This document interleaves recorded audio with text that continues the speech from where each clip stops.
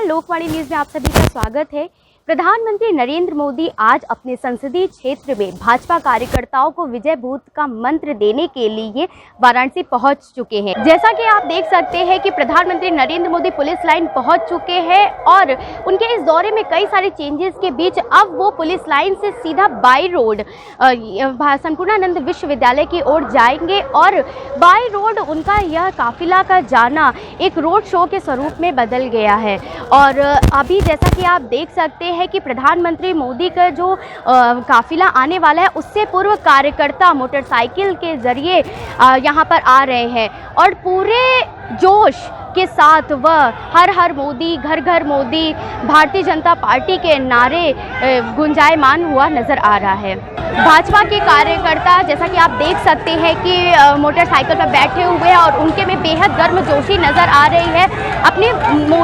अपने प्रधानमंत्री मोदी का स्वागत करने के लिए वो बेहद उत्साहित नजर आ रहे हैं। मोटरसाइकिल पर बैठे भाजपा कार्यकर्ता भाजपा का हेलमेट लगाए हुए नजर आ रहे हैं, साथ ही साथ उनमें बेहद उत्साह नजर आ रहे हैं।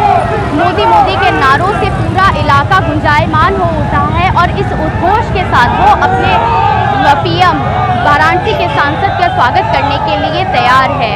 सभी लोगों के अंदर एक अलग ही उत्साह, एक अलग ही खुशी नजर आ रही है और सभी प्रोटोकॉल का पालन करते हुए जिस प्रकार से प्रधानमंत्री मोदी के स्वागत के लिए सभी लोग यहाँ पर जुट चुके हैं और यहाँ पर बस कुछ ही देर में पीएम मोदी का काफिला संपूर्णानंद विश्वविद्यालय के लिए प्रस्थान करने वाला है। जैसा कि आप सभी देख सकते हैं कि प्रधानमंत्री का काफिला यहाँ पर पहुँच चुका है और अब बस कुछ ही क्षणों में प्रधानमंत्री की गाड़ी आपको नज़र आएगी और यहाँ पर सभी रोडों पर यहाँ बांस-बल्ली लगाकर लोगों के आने जाने पर प्रतिबंध लग चुका है। लोग खड़े हैं प्रधानमंत्री के इंतज़ार में और यह नज़ारा बेहद ही भव्य नज़र आ रहा है क्योंकि प्रधानमंत्री का अचानक से बाई रोड इस तरीके से संपूर्णानंद विश्वविद्यालय जाना रोड शो के रूप में परिवर्तित हो चुका है और सभी लोग बहुत ही उत्साहित हैं वाराणसी के सांसद को अपनी नज़रों से देखने के लिए।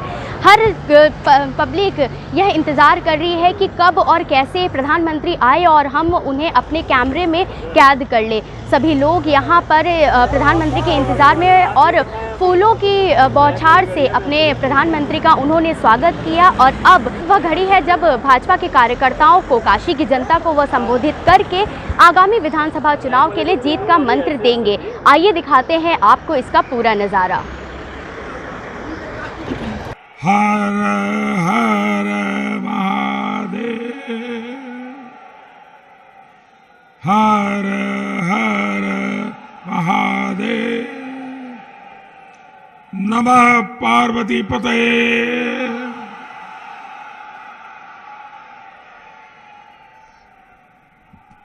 आप सब काशीवासी लोगों के प्रणाम हो। ई बनारस पर हमें नाज हो। बनारसी लोगन के मेहनत और लगन पर भरोसा हो।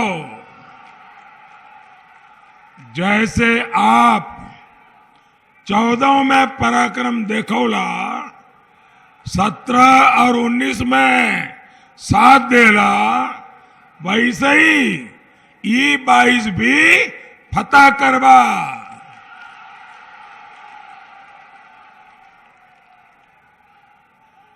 काशी अयोध्या से शुरू भयल विकास का यात्रा तभी आगे बढ़त आई जब यूपी में फिर से भाजपा का प्रचंड बहुमत का सरकार वापस आई।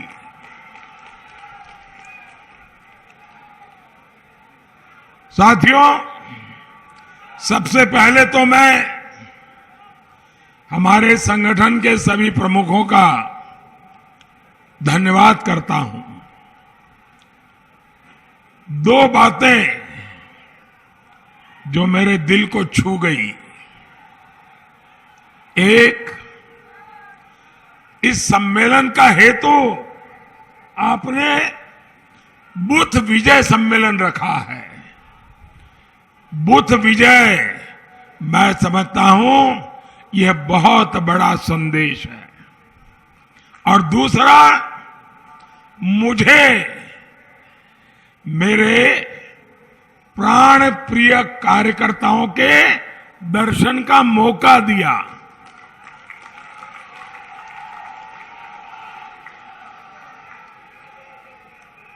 आप सबके पास आकर के, आपके दर्शन पाकर के मैं अपने जीवन को धन्य अनुभव करता हूं।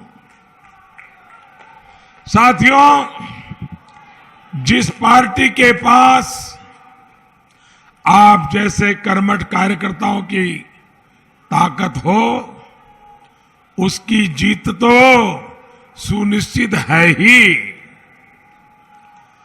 बूथ विजय सम्मेलन में आपका ये जोश और आत्मविश्वास दिखता है कि हम हर बूथ भी जीतेंगे। इस पर पूरे क्षेत्र में फुल स्कोर भी करेंगे। और मैं जानता हूं भाजपा का कार्यकर्ता चुनाव के आखिरी दिन तक आराम नहीं करता। पार्टी जो भूमिका देती है आप उसमें जी जान लगा देते हैं। भाइयों बहनों, मेरा इतने सालों का अनुभव है कि पार्टी का आदेश वैसे तो समाज और देश के हितों की दृष्टि से होता है, लेकिन उससे हमें बहुत कुछ पाने को, सीखने को मिलता है। अब आप मुझे देखिए, मुझ जैसे कार्यकर्ता को पार्टी ने बनारस भेजा और मुझे बनारस मिल गया। मैं बनारस का ही होकर रह गया।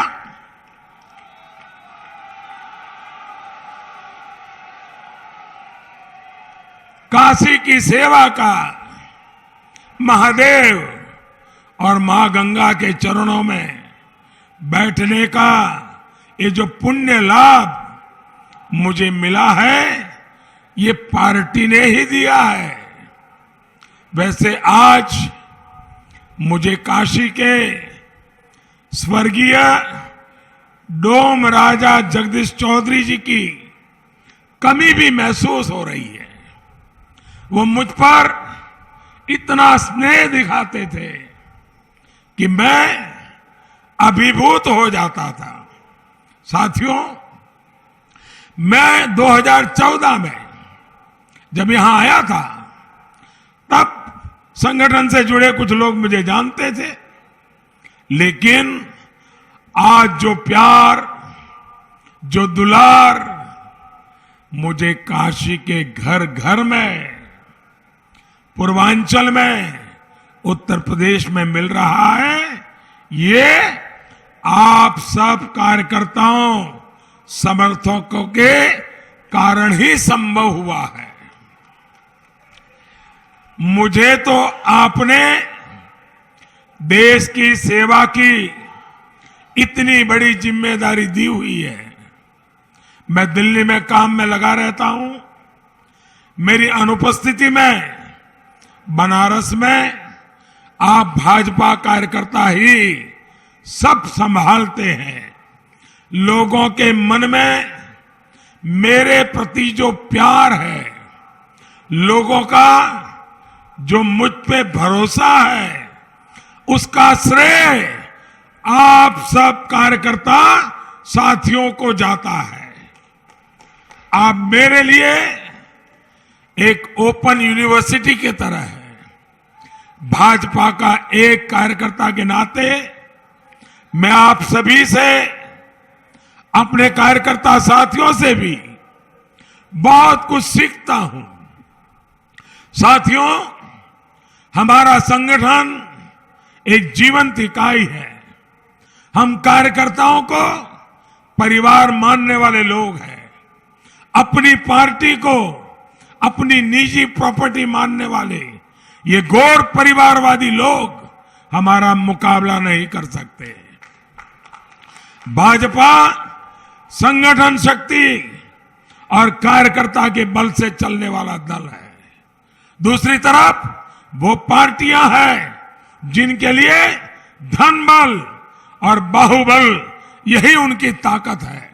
भाजपा कार्यकर्ता देश के लिए काम करते हैं, अपने स्वार्थ से ऊपर उठकर इदम न मम इसके भाव से काम करते हैं।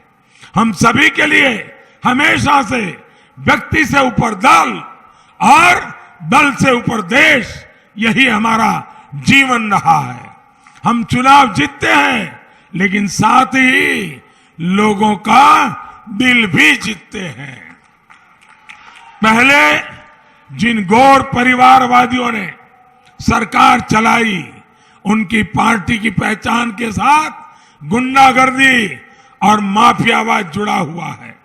भारतीय जनता पार्टी की पहचान उसका कार्यकर्ता है और भाजपा कार्यकर्ता की पहचान उसकी सेवा है। कोरोना काल इसका ताजा उदाहरण है। इस दौर में पार्टी ने सेवा ही संगठन अभियान चलाया और मैं जानता हूं कि किस तरह भाजपा हर कार्यकर्ता जनसामान्य की सेवा के लिए लगा रहा।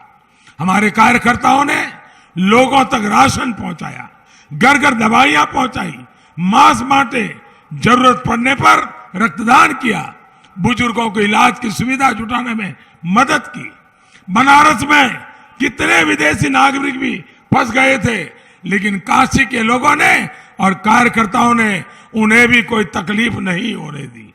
जनता जनार्दन की सेवा और राष्ट्रभक्ति का यही भाव लेकर आपको हमेशा लोगों के बीच जाने का जो हमें सूत्र मिला है, जिसको काशीवासियों ने सिद्ध किया है, ये मेरे लिए गौरव की बात है। हम सेवा करने ही राजनीति में आए हैं। ये एक दो दिन की रिहर्सल नहीं, एक दो साल का कोर्स नहीं, बल्कि ये सेवा एक महायज्ञ है जो जीवन की आखिरी सांस तक अनावरत चलते रहना चाहिए। साथियों, अभी शिवरात्रि आने वाली है। पूरे देश से लोग काशी आएंगे। बाबा भोलेनाथ के दर्शन के लिए लोग घंटों लाइन में लगते हैं। काशी में आए बाबा के भक्त बाबा के ही रूप होते हैं। हमें इसी भाव से शिवरात्रि के अवसर पर हर श्रद्धालु की सेवा करनी है। करेंगे ना? हर श्रद्धालु की सेवा करेंगे ना? साथियों, काशी भारत की संस्कृति की प्राचीन राजधानी रही है, लेकिन पिछली सरकारों ने बनारस को विकास से वंचित रखकर यहां के लोगों को परेशानियों के गर्त में धकेलने की कोशिश की। इनका पाप इतना ही नहीं था, इन गौर परिवारवादियों ने यही धारणा बना रखी थी कि बनारस बदहाल रहा है, बनारस ऐसे ही बदहाल रहेगा। लेकिन महादेव के आशीर्वाद से आज बनारस बदल रहा है। आज काशी विश्वनाथ धाम काशी और देश की गरिमा के अनुरूप हमारी पहचान की भव्य झांकी बनकर खड़ा है। कितने समय बाद बाबा का धाम और मां गंगा फिर से एक बार जुड़े हैं। आज मां गंगा स्वच्छ हो रही है और गंगा के घाट भी स्वच्छ हुए हैं, उनमें नए पत्थर लगे हैं। मुझे खुशी होती है जब लोग ये कहते हैं कि एयरपोर्ट से शहर अब जल्दी पहुंच जाते हैं। लोग जब बहुत गौरव के साथ बनारस में हो रहे सुंदरीकरण के कार्यों की तस्वीरें सोशल मीडिया पर डालते हैं तो मुझे भी अच्छा लगता है। अब बनारस के पास नया हाईवे भी है, रिंग रोड भी है और रुद्राक्ष जैसे आधुनिक केंद्र भी है। भाइयों बहनों, जब ये गौर परिवारवादी सरकार में थे तो यूपी के विकास के लिए, गरीबों के लिए हम जो भी काम लेकर आते थे उसमें ये अड़ंगा लगा देते थे। लेकिन बीते 5 साल में डबल इंजन की सरकार ने यूपी के विकास की पूरी ईमानदारी से कोशिश की है। आज यूपी की जनता इस बात को समझ रही है, यूपी में हुए विकास कार्यों को देख रही है। लेकिन मैं चाहता हूं आप सभी भाजपा के कार्यकर्ता लोगों को इन कार्यों के बारे में निरंतर जागरूक करते रहे। स्वास्थ्य के क्षेत्र में हमने जो काम किया है वो यूपी में मेडिकल कॉलेजों की संख्या से पता चलता है। 2017 से पहले यूपी में प्राइवेट और सरकारी मिलाकर कुल 33 मेडिकल कॉलेज थी।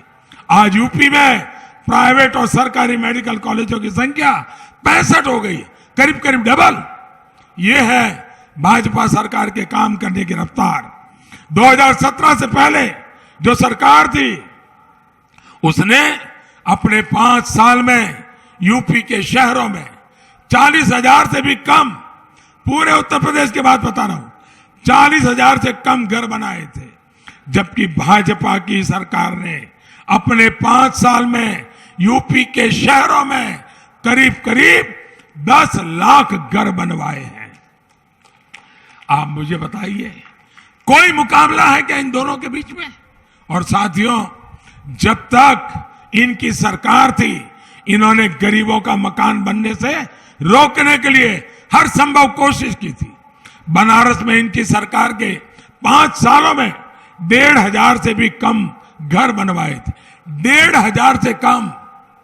जब आपके एक वोट ने परिवारवादियों को इनके आलीशान महलों में भेज दिया, जब आपने भाजपा सरकार को प्रचंड बहुमत से जिताया तो स्थितियां बदलनी शुरू हुई। योगी जी की सरकार में बनारस में 24,000 से ज्यादा गरीब परिवारों को उनका पक्का घर मिला है। साथियों, हमारी भाजपा सरकार ने सौभाग्य योजना के तहत यूपी के करीब करीब 1 करोड़ घरों में बिजली का मुफ्त कनेक्शन दिया है। कोरोना का इस काल में भाजपा सरकार 15 करोड़ गरीबों को मुफ्त अनाज सुनिश्चित करा रही है। इसमें भी 9 करोड़ पिछड़ा वर्ग के हैं, 3 करोड़ दलित हैं और 3 करोड़ सामान्य वर्ग के हैं। यूपी के 2 करोड़ 60 लाख से ज्यादा किसानों को पीएम किसान सम्मान निधि का 43,000 करोड़ रुपए का सीधा पैसा उनके बैंक खाते में मिला है। मेरे कार्यकर्ता साथियों, गंगा जी की सफाई को लेकर जितना भाजपा सरकार ने किया है उतना पहले कभी नहीं किया गया। यूपी में करीब करीब 11,000 करोड़ रुपए की लागत से 53 परियोजनाओं पर काम हुआ है। यहां रामनगर में, रमना में सीवेज ट्रीटमेंट प्लांट काम शुरू करना हम शुरू कर चुके हैं। बनारस में गंगा जी में गिरने वाले 80 से ज्यादा नालों का पानी अब पहले ट्रीटमेंट के लिए जा रहा है। ऐसे अनगिनत काम जो मैं गिनाने लगूं तो शायद कई दिन निकल जाएंगे। मेरा आग्रह यही है कि आप सरकार के कार्यों को ज्यादा से ज्यादा लोगों तक पहुंचाते रहें। साथियों, आपके प्रयास देश की एक और मदद करेंगे। आपने इस बार लाल किले से सुना होगा, मैंने लाभार्थी योजना के सैचुरेशन की बात की है। सैचुरेशन का मेरा मतलब है जो हकदार है वो हकदार का 100% लाभ उस तक पहुंचना चाहिए। कोई 80-90 नहीं, 100%। 100% लाभार्थियों तक पहुंचने का मतलब होता है गरीब कल्याण के लाभ की योजनाओं से कोई छूटे नहीं। 100% लाभार्थियों तक पहुंचने का मतलब है समाज की आखिरी पंक्ति में जो आखिरी व्यक्ति खड़ा है उस तक सरकार खुद पहुंचकर उसे योजना का लाभ दे। और जब ऐसा होगा तो ना तुष्टीकरण की कोई संभावना बचेगी और ही किसी भेदभाव की कोई संभावना बचेगी। इस काम में भाजपा के कार्यकर्ता की बहुत बड़ी भूमिका है। साथियों, हमारे लिए बनारस जैसे हर तीर्थ स्थल का विकास आस्था के साथ साथ अवसरों का विकास भी है। बनारस हो, अयोध्या हो, प्रयागराज हो, जब यहां विकास होता है तो अपने आप अपने साथ पर्यटन की अनेक संभावनाएं लाता है। इससे स्थानीय युवाओं को रोजगार मिलता है। लेकिन जो अपराध को उद्योग मानते हैं वो आस्था से जुड़े विकास कार्यों और उससे बनी जो नई संभावनाओं को भी वो हमेशा सांप्रदायिक चश्मे से देखते हैं। भाइयों और बहनों, काशी काशी तो अविनाशी कही जाती है, और काशी के लोग जब भी विश्वनाथ धाम परियोजना को लेकर गर्व का अनुभव कर रहे थे, तो उस समय हमने एक और अनुभव किया। हम सभी ने देखा कि भारत की राजनीति में कुछ लोग किस हद तक नीचे गिर गए हैं। मैं किसी की व्यक्तिगत आलोचना करना पसंद नहीं करता और न ही किसी की आलोचना करना चाहता हूं, लेकिन जब सार्वजनिक रूप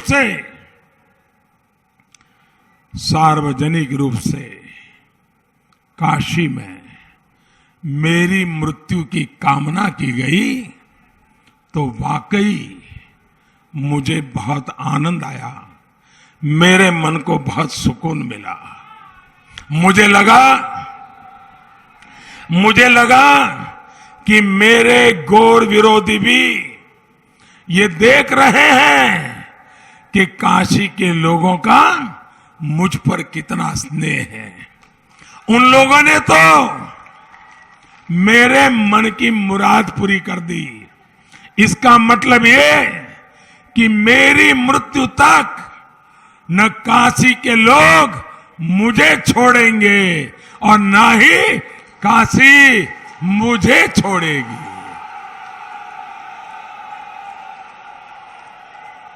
और मुझे विश्वास है, काशी की सेवा करते करते अगर मेरी मृत्यु लिखी होगी, तो इससे बड़ा जीवन का सौभाग्य क्या होगा। बाबा भोलेनाथ के भक्तों की सेवा करते करते, अगर भक्तों की सेवा करते करते चला जाओ, तो इससे बड़ा सुख क्या हो सकता है। साथियों, उन गौर परिवारवादियों को मालूम नहीं है, ये जिंदा शहर बनारस है।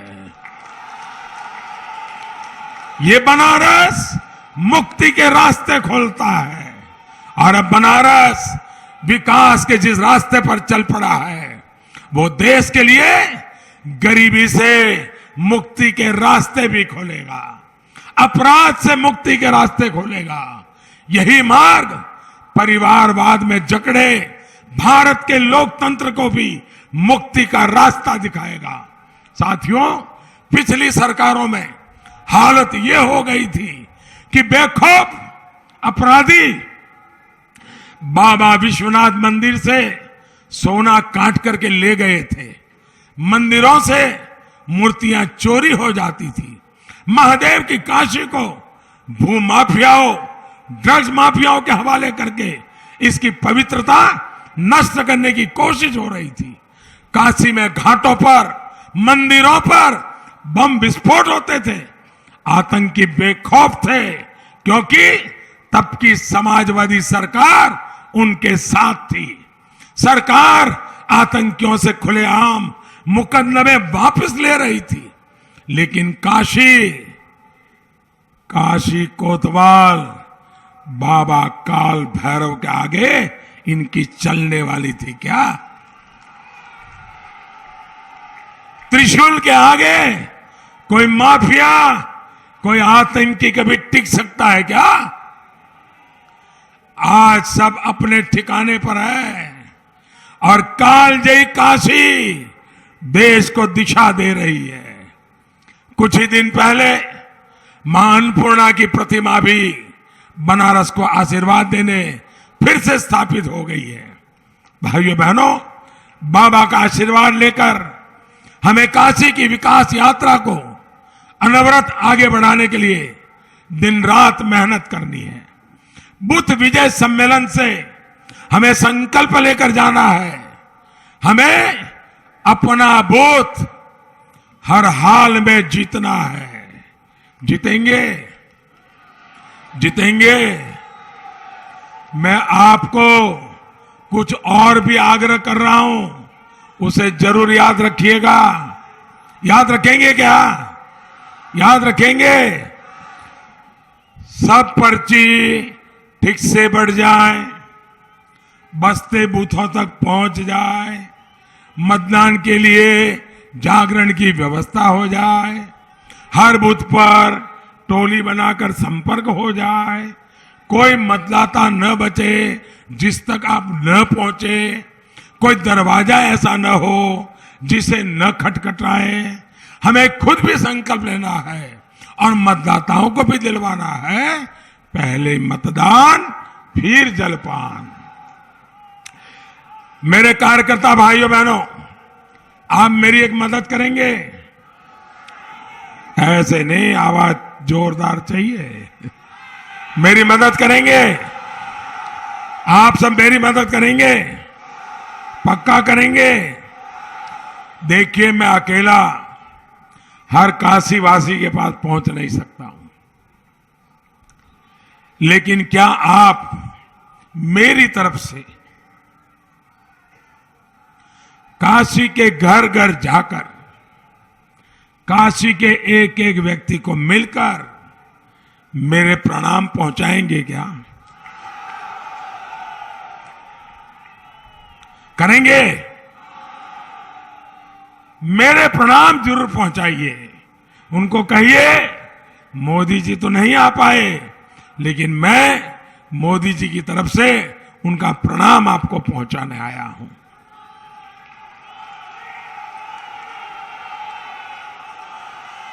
आप घर घर जाएंगे, घर घर जाएंगे, हर घर जाएंगे, हर किसी को मिलेंगे, मतदान के लिए तैयार करेंगे। बोलो भारत माता की, भारत माता की। हर हर हर हर महादेव।